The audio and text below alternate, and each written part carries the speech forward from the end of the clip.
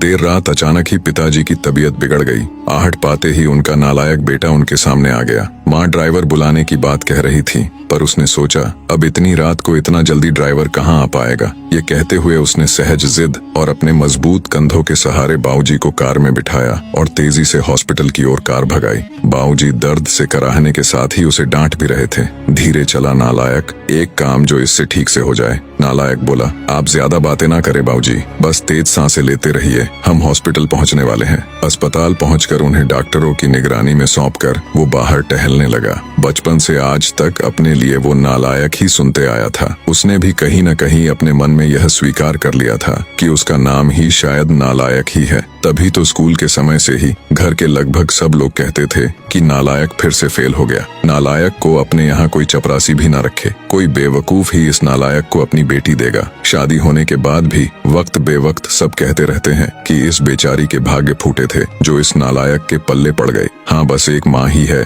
जिसने उसके असल नाम को अब तक जीवित रखा है। पर आज अगर उसके बाऊजी को कुछ हो गया तो शायद वे भी। इस ख्याल के आते ही उसकी आंखें छलक गईं और वो उनके लिए हॉस्पिटल में बने एक मंदिर में प्रार्थना में डूब गया। प्रार्थना में शक्ति थी या समस्या मामूली, डॉक्टरों ने सुबह सुबह ही बाऊजी को घर जाने की अनुमति दे दी।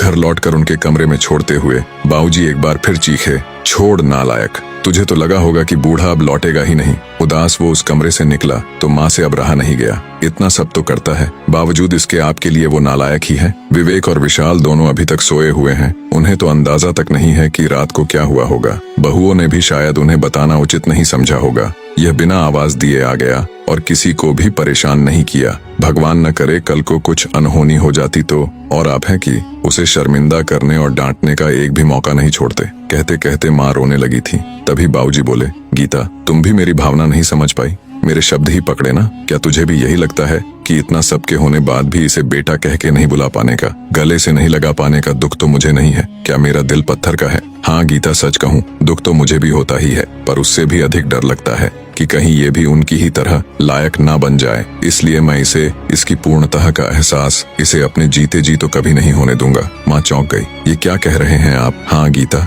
यही सच है। अब तुम चाहो तो इसे मेरा स्वार्थी कह लो। कहते हुए अपनी नजरें नीची करके भावुक होकर अपने हाथ माँ की तरफ जोड़ दिए और माँ ने झट से अपनी हथेलियों में भर लिया। अरे अरे, ये आप क्या कर रहे हैं? मुझे क्यों पाप का भागी बना रहे हैं? मेरी ही गलती है, मैं आपको इतने वर्षों में भी पूरी तरह नहीं समझ पाई। और दूसरी ओर दरवाजे पर वह नालायक खड़ा खड़ा यह सारी बातचीत सुन रहा था। वो भी आंसुओं में तरबतर हो गया था। उसके मन में आया कि दौड़कर अपने बाऊजी के गले से लग जाए, पर ऐसा करते ही उसके बाऊजी झेप जाएंगे। ये सोचकर वो अपने कमरे की ओर दौड़ गया। कमरे तक पहुंचा भी नहीं था कि बाऊजी की आवाज कानों में पड़ी। अरे नालायक, वो दवाइयाँ कहाँ रख दी? गाड़ी में ही छोड़ दी क्या? कितना भी समझा दो, इससे एक काम भी ठीक से नहीं होता। नालायक झटपट आंसू पोंछते हुए गाड़ी से दवाइयाँ निकालकर बाऊजी के कमरे की तरफ दौड़ गया। वीडियो आपको पसंद आया हो तो प्लीज वीडियो को एक लाइक करके चैनल को सब्सक्राइब करना ना भूले। धन्यवाद।